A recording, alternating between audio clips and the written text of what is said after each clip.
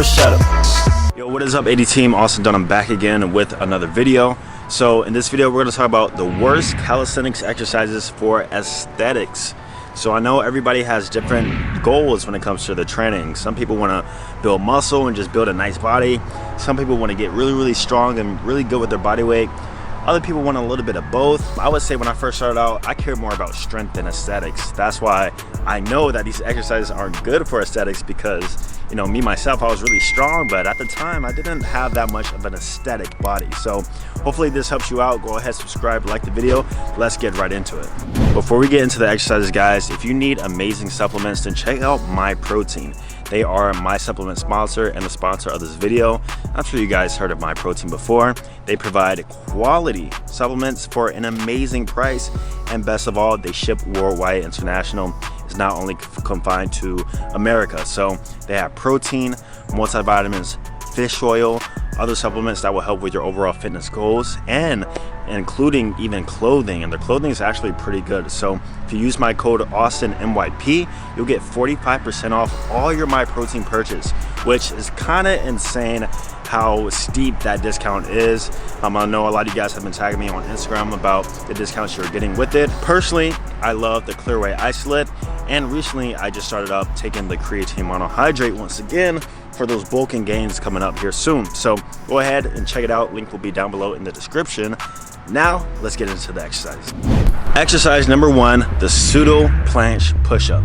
Now, why is this exercise bad for aesthetics? So first we gotta realize what the best look for aesthetics is, and that is having a pretty prominent and nice upper chest. Now, the Pseudo Planche push-up is a great exercise to learn the planche push-up and build your strength up and that relative strength really high, but it will come to a point to where you start getting more lower chest dominant, and your chest overall won't be balanced unless you're supplementing it with, you know, incline press or some other upper chest exercises. Now, like I said, me in my first few years of training calisthenics, I solely focused on the Pseudo Planche push-up, and it was causing my chest to look very unaesthetic, and people were actually commenting like, hey Austin, you should probably do some upper chest exercises because that lower chest is getting kind of dominant. And the Pseudo Planche push-up, if we look at it from an aesthetic perspective, all it really trains is the lower chest, since our hands are lower at our waist level, and our triceps and the front part of our shoulder, and that's pretty much it. So if you're only doing Pseudo Planche push-ups, that's fine if you're doing it for strength, but like I said, you want to supplement other exercises if you want that more well-rounded physique. Guys, when I'm talking about these exercises, I'm not saying these exercises don't build muscle. Of course not. Remember, I'm saying these exercises won't be in your best interest if you're trying to build an aesthetic body. Now also, you got to keep in mind, if you have a weak point and these exercises are building that weak point, then disregard anything I'm talking about in this video. All right, I'm just saying there's better alternatives, and we'll make another video here soon talking about those alternatives that you can do. So the first one was a pushing exercise, the next one is a pulling, and that next one is going to be the tuck front lever row. The tuck front lever row, just like the Pseudo Planche push-up, is where we're pulling from the middle of our body. Just like the Pseudo Planche push-up, we're pushing from the middle of our body, right? So with that being said, the tuck front lever row is very good for building up to that front lever strength and getting really strong in that pulling motion, in that range of motion. But when it comes to building a thick back and just overall getting a great range of motion and stretch within your lats and your back, there are definitely better exercises out there. I'm not gonna lie to you with that. There's just better exercises even with bodyweight training that you can do.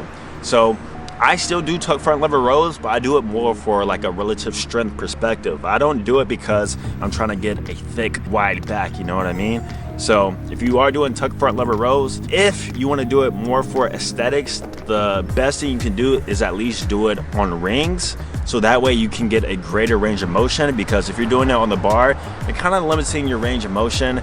And like I said, it's just not the best exercise to pick for those aesthetics. Exercise number 3, and this can go with leg variations, this can go with push-up variations, this can go with pulling variations, and that is plyometric exercises. Exercises where you're being explosive. So push-ups, clapping push-ups, Superman push-ups, pull-ups, clapping pull-ups, explosive pull-ups. And with squats, it can be like jumping lunges or box jumps, I guess they call it. Anything to where you're being explosive is not going to be in your best interest when it comes to solely building muscle and building an aesthetic body.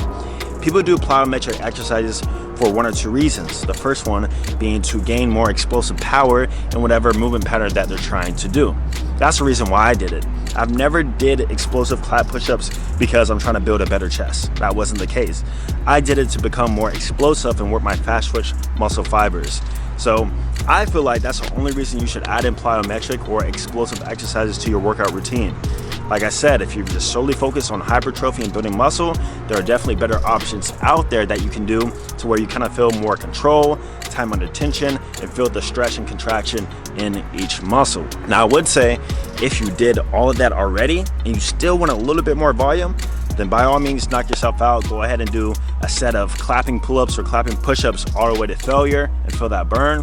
But like I said, don't put it at the forefront of your routine, kind of put it at the back.